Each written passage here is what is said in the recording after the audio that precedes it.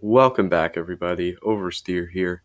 Whenever I watch a race and the stewards bring out a safety car, a red flag, or delay a session, I'm usually okay with it if it's a matter of driver safety. I'm sure you can agree. But occasionally, there are some times when things get taken too far. To recap the quote unquote race, the track was drenched and pouring with rain before the formation lap. It had been like this since qualifying and even, I think, late in practice. So they sent the safety car out with the grid to test if it was good for racing. Almost all the drivers complained about low visibility and aquaplaning, so as such, the session was red flagged.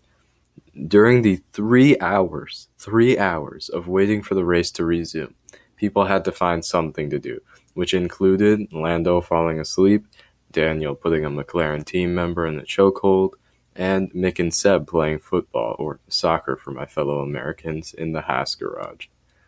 Eventually, due to a technicality in the rules, they decided to have the cars do one more lap behind the safety car so it would count as a race, and then award half points to everyone.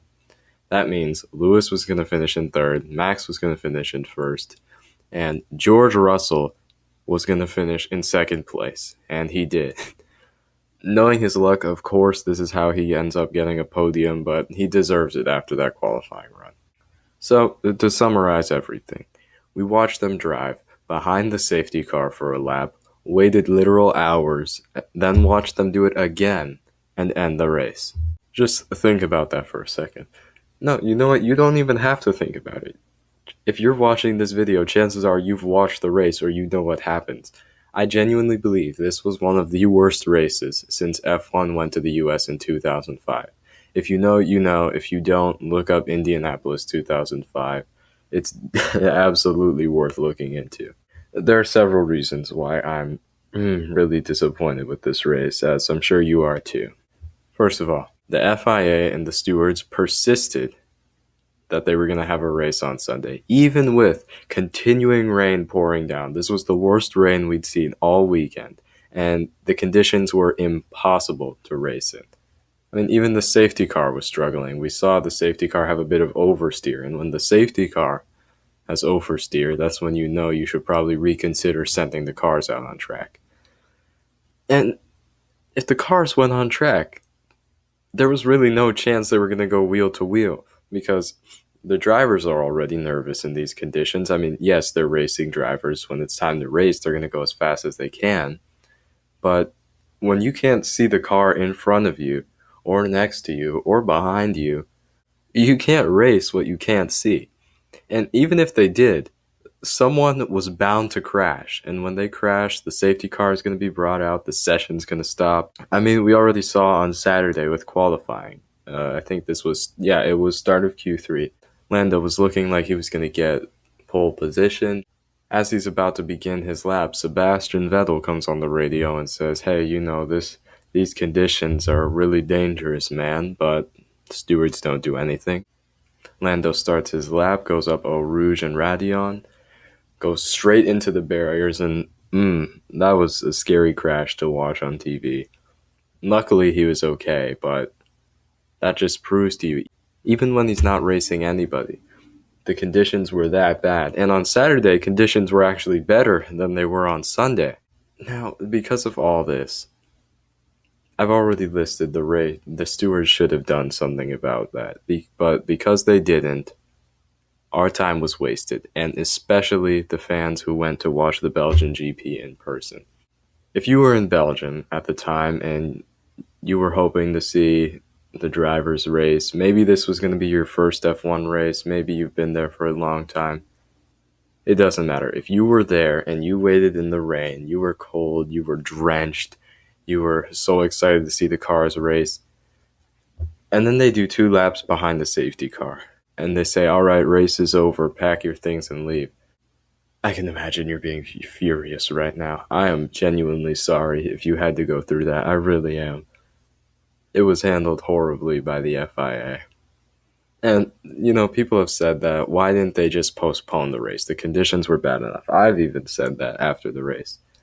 So, apparently Michael Massey came out and said that they weren't going to be able to postpone the race until Monday because the teams have we have to remember this is technically a double header. We're going to be going to the Dutch GP literally this weekend. So the teams have to fly out immediately to get ready for that. So postponing the race until Monday is going to cause a lot of problems for the team if they want to go to the Dutch GP. So postponing it wasn't an option. So the only thing they could do is cancel it. And if I'm being completely honest, after watching all 4 hours of that race, I would have rather had it canceled. I honestly would have. You know, there were some occasionally good moments where the drivers were in their garages doing strange stuff like what I mentioned earlier, but honestly, I mean, we came here to watch racing, not the medical car tiptoe around the track, despite the conditions being worse than ever. Nothing is going to change just because you send the medical car out to see what the track is like. If they cancel it, that would honestly be better than what they gave us on Sunday. Honestly, because even if it was an hour and nothing happened, it's better than having people's time wasted for 4. So since the race ended, a lot of ideas have been circling around about what should we do with the fans who either lived in Belgium or flew out to Belgium to watch the race happen. One of the ideas was that we should refund them. F1 should refund them for their tickets. And well, that seems like the sensible option to do. I'm just thinking about first how hard it might be to get a ticket to that race.